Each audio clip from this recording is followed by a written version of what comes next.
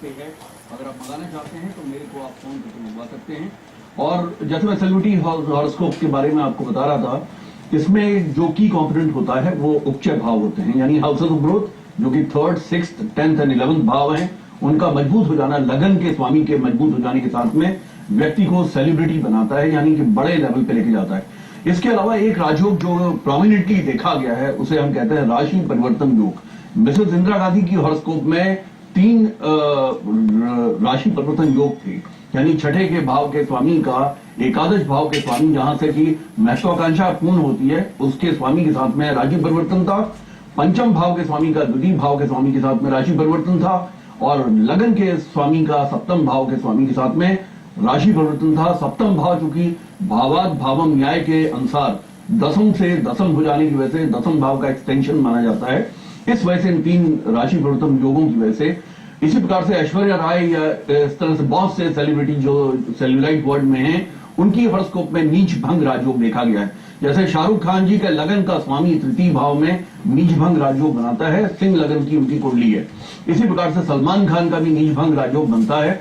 नीच भंग राजयोग इस तरह का राजयोग है जो कि बहुत व्यक्ति को ऊपर उठाता है। इस तरह के हॉरोस्कोप में जैसे कि सचिन तेंदुलकर के 3 ग्रह नीच के हैं और तीनों का नीच भंग राजयोग बनता है। जब भी कभी नीच भंग राजयोग बनता है तो जीवन के अंदर वो बहुत उन्नति देता है, यानी राजयोगों की श्रेणी में बहुत बड़े राजयोग बनाए जाते हैं। मित्रों, हमारे साथ कॉलर जुड़ गए हैं, मैं उनसे भी बात करता रहूंगा। हेलो। हेलो। हाँ जी, बोलिए। हेलो पंडित जी, नमस्ते। मैं हरिद्वार से बोल रही हूँ जी। पंडित जी, मेरे हस्बैंड के बारे में जानना चाहती हूँ। उनकी डेट ऑफ बर्थ है 26 मार्च 1979, सुबह के 9:30 बजे। और किस स्थान पे पैदा हुए? मेरा स्थान है हरिद्वार। ठीक है जी।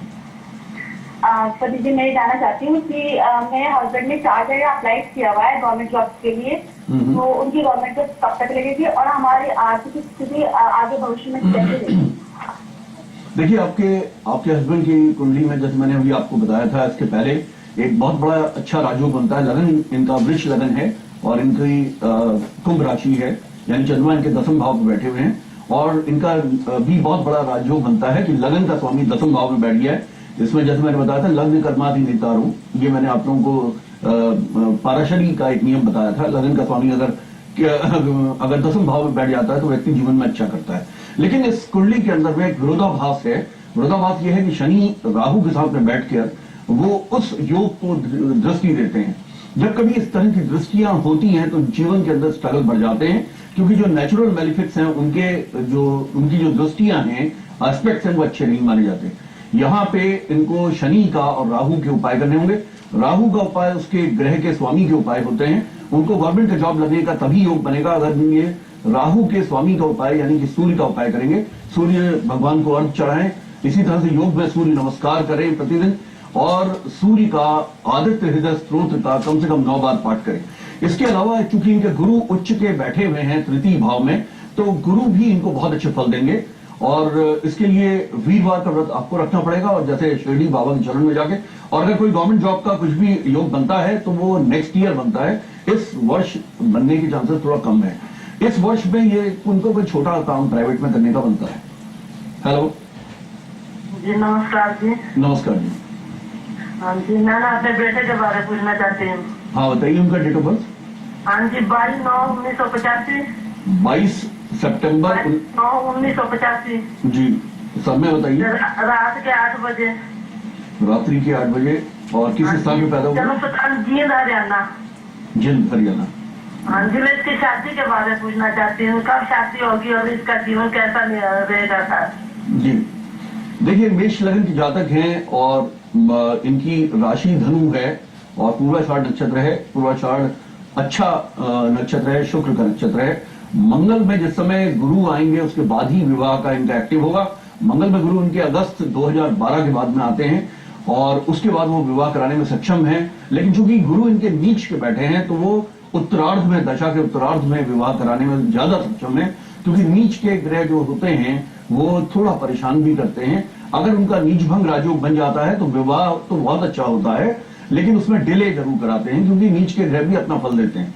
इसमें इसका मतलब सेकंड जो इसका हाफ शुरू होता है वो नेक्स्ट ईयर मार्च के बाद शुरू होता है। और गुरु के उपाय करें, इस प्रोग्राम के तहत मैंने गुरु के कई उपाय बताए, जैसे शिरडी बाबा की शरण में जाना, वीरवार का व्रत रखना, पीले मीठे चावलों का दान करना गरीबों में, और इसी प्रकार से शिरडी के बाबा के मंदिर में हर वीरवार को सूजी का हलवा बांटें। जी हमारे साथ में एक कॉलर और जुड़ गए हैं। Hello hello hello. हाँ जी बोलिए। हाँ जी, वो मैं यहाँ से गुरुआ से बोल रही थी, ओमकारी। जी बताइए अपना डेट ऑफ बर्थ। मुझे अपनी बेटी के बारे में पूछना था। और जरा क्विकली, जरा जल्दी जल्दी उनका डेट ऑफ बर्थ बताइए। हाँ, 1984, 24 सितंबर 1984। 24 सितंबर 1983। 1984। और ये रात को 1 से 2 के बीच में है जी, पूरा तो याद नहीं टाइम। और किस स्थान पे पैदा हुई है जी? किस जगह पैदा हुए? श्यामली, इधर मुजफ्फरनगर के पास श्यामली। शामली। हाँ जी। शामली यूपी में? हाँ जी, यूपी का।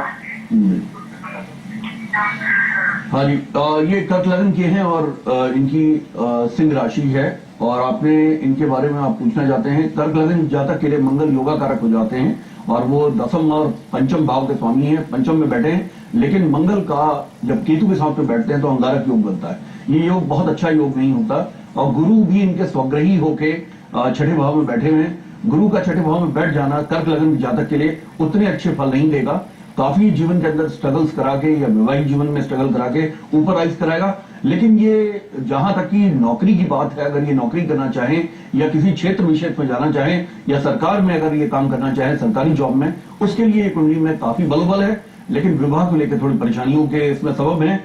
उसका एक तरीका जो मुझे समझ में आता है वो ये कि इसमें गुरु के ही उपाय जो मैंने इसके पहले कॉलर को बताए थे, और मंगल महादेव जो अंग्रेश्वर महादेव है जो उज्जैन में है, महाकाल में दर्शन करें, और साथ में अंग्रेश्वर महादेव या मंगल महादेव में इनकी पूजा करवाइए मंगल की, उससे काफी फर्क पड़ेगा। मंगलवार को इनके हाथ से दान भी कराइए। हमारे साथ एक दूसरे कॉलर जुड़ गए हैं मित्रों। Hello hello. हाँ जी बोलिए। मेरा नाम है अशोक दुआ, मैं दुबकी से बोल रहा हूँ। जन्म तिथि है 29 जुलाई 1954। 29 जुलाई 1954। हाँ, साढ़े 7:15 बजे। जी। ये स्थान है कैथल, हरियाणा। 7:15 बजे ये संध्या काल है? हाँ जी, संध्या काल। अच्छा, और किस स्थान पे? कैथल, कैथल हरियाणा। जी। क्या पूछना चाहते हैं? आर्थिक दृष्टिकोण से भविष्य के बारे में बताओ। नहीं, क्या पूछना चाहते हैं आप, किस बारे में? भविष्य तो बहुत ब्रॉड है। आर्थिक दृष्टिकोण। आर्थिक जी। आप मकर लगन के जातक हैं, तुला, और इसमें कर्क राशि है आपकी, और सूर्य आपके कर्क राशि में बैठे हुए हैं। चंद्रमा, एक स्थितियों से आप गुजर सकते हैं जिसमें आपको फंसाने के द्वारा आपको आपके ऊपर झूठे केसेस होने का, लिटिगेशन का, इन सब का योग भी बनता है। इन सब से निजात पाने के बाद ही आपको आर्थिक स्थिति अच्छी होगी। दूसरा, कालसर्प योग भी इस कुंडली के अंदर में बनता है। सभी ग्रह राहु और केतु की एक्सेस के अंदर है। आपको त्र्यंबकेश्वर नासिक में राहु केतु की कालसर्प की पूजा अमावस्या के समय पे कराने के बाद आर्थिक स्थिति में कुछ उपाय, कुछ उत्थान आएगा, कुछ आप बढ़ेंगे उसमें। इसके अलावा आपको आर्थिक स्थिति को बढ़ाने के लिए आपको मंगल के उपाय विशेष रूप से करने चाहिए, यानी हनुमान जी के उपाय जैसे मैंने बताए थे, हनुमान चालीसा का 21 बार पाठ।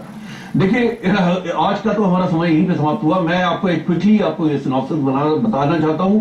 सेलिब्रिटीज हॉरोस्कोप्स के अंदर राशि परिवर्तन योग बहुत बड़ा राजयोग देखा गया है। तीसरे, छठे, 10वें और 11वें भावों को हम उपचय भाव कहते हैं। उपचय भावों को हम कहते हैं हाउसेज ऑफ ग्रोथ। सभी सेलिब्रिटीज की हॉरोस्कोप में ऐसे लोग जिन्होंने जीवन के अंदर बहुत तरक्की की है, उनके उपचय भाव बहुत मजबूत पाए गए हैं। साथ में लगन का स्वामी उनका बहुत मजबूत रहा है, और इस तरह से राजयोग बनाता हुआ है, या फिर नीच भंग राजयोग रहा है। नीच भंग राजयोग अगर इन भावों से संबंधित हो जाते हैं, या दसम भाव या लगन के भाव से नीच भंग राजयोग बनता है, तो बहुत अच्छा होता है। क्वीन एलिजाबेथ जो इंग्लैंड की 52 साल से जो रानी है, उनकी कुंडली के अंदर में अष्टम भाव का स्वामी चतुर्थ भाव से एक संबंध बनाता है, उच्च का हो जाता है सूर्य, और उसका डिस्पोजिटर यानी उसके राशि का नाथ लगन पे जाके उच्च का होता है, और लगन पे ही उनके गुरु का नीच भंग राजयोग बनता है। यानी जब उनके हम दसम भाव को, नवम भाव को और इन भावों को भी देखते हैं तो वो काफी मजबूत हैं। इस वजह से वो रानी के रूप में उन्होंने जीवन बिताया है। मित्रों, मैं आपसे इसी प्रकार से मिलता रहूंगा और आपके प्रश्नों के उत्तर देता रहूंगा। आज के लिए आपको बहुत बहुत धन्यवाद।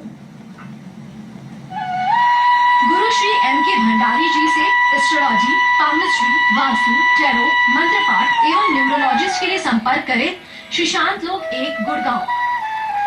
उनसे अपॉइंटमेंट लेने के लिए डायल करें 09892844090 09250849491 एवं 09213211614 पर।